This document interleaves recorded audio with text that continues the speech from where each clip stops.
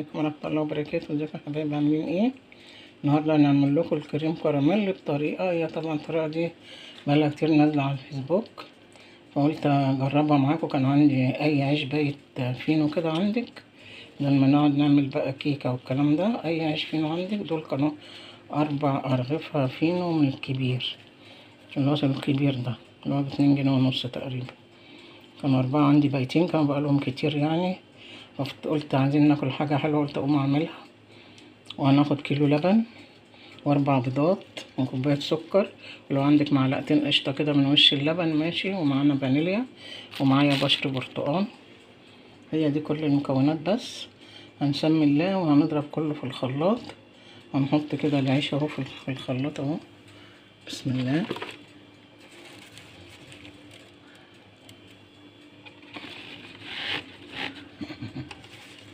هنزل عليه اللبن كده وبعدين اكمل، خليكم معايا. كله بدرجة حرارة الغرفة، ممكن اللبن يبقى دافي شوية. بسم الله. هنحط شوية لبن كده ونخفق عشان العيش ياكل. بسم الله الرحمن الرحيم. العيش يبوش شوية، بعدين نكمل.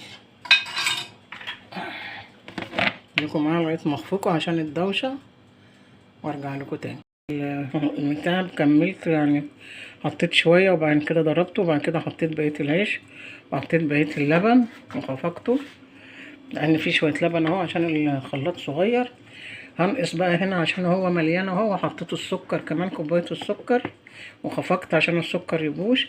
هنقص منه شوية في اللبن ده، وعشان احط البيض عشان هيبقى مليان اوي. هحط البيض واخفقه مع الفانيليا، ومع معلقة بشر برتقال، واحط القشطة وهخفقهم، وانا احطهم على اللبن هنا واقلب، وبعد كده هنشوف هنعمل ايه. خليكم معايا مش عايزه اطول الفيديو عليكم. بصوا يا حبايبي، هنا بعد ما ضربت كله اهو، اقول لكم انا وقعت في مشكله ايه، ممكن ما كنتش اقول لكم عليها. مش عارفين لما يستوي هيبقى عامل ازاي يعني، هو غامق كده ليه.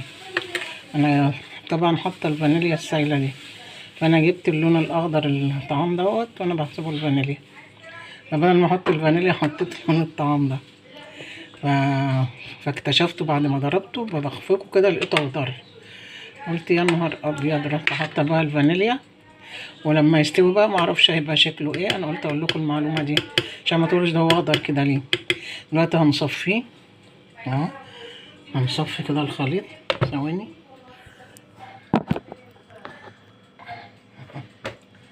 هصفي كده، بسم الله الرحمن الرحيم. لازم نصفيه كده عشان لو في اي شوائب، واضح كده اهو، او اي لقم من اللي هي الفتافيت بتاعت العيش الفينو دي، ولازم نصفيه. طبعا بعد ما خفقته رحت حطيت كل المكونات اللي كانت قدامكم. حطيت السكر والبيض والفانيليا وال اللهم صل على النبي، لا اله الا الله، اللي هو بشر البرتقال. حتى باين هنا اهو، مش مشكله بقى، هنشيله.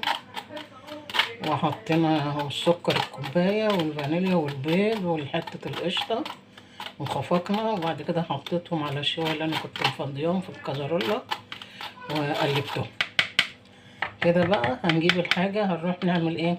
الكراميل. معايا هنا كوباية سكر، حطيتها كده في وok او في طاسة او في اي حاجة، وهحطها على البوتاجاز على النار، اولع عليها لغاية ما تبقى كراميل. مش عايزين نغمقه عشان ما يمررش، بيبقى كراميل اللون العسلي كده. هنروح نعمله وهوريه لكم بعد ما يخلص، ونشوف هنحط في ايه. بصوا يا حبايبي، هنا عملناها الكراميل اهي. هي مش غامقه ولا حاجه، ده هو عشان الطاسه بس هي اللي غامقه. هنحط شويه كده عشان هنوزع الباقي على بقيه الحاجه اللي هنحط فيه.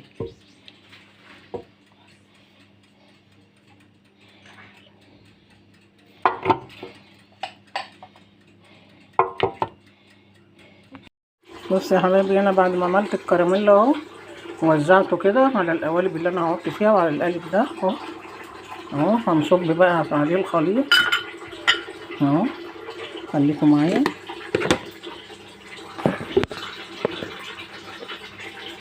نعمل كده نقول بسم الله اهو.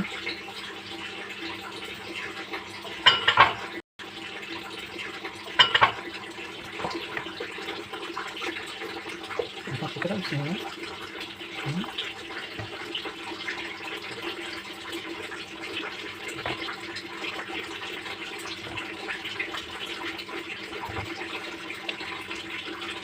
بسم الله اهو.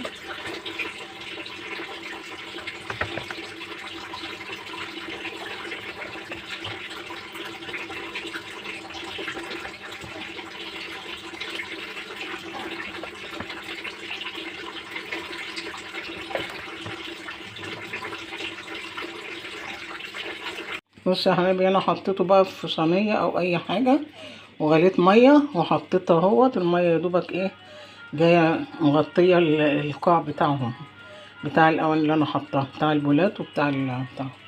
احطها في الفرن بقى، يكون متسخن قبل كده، كوني مسخناه. وبعد ما تخلص بقى يا دوبك ايه، نص ساعه زي الكيكه كده. وبرضه هنختبرها، نرجها كده انها تماسكت، بنطلعها وبعد كده تبرد. بعد كده ندخلها التلاجة من ساعتين ل3 ساعات.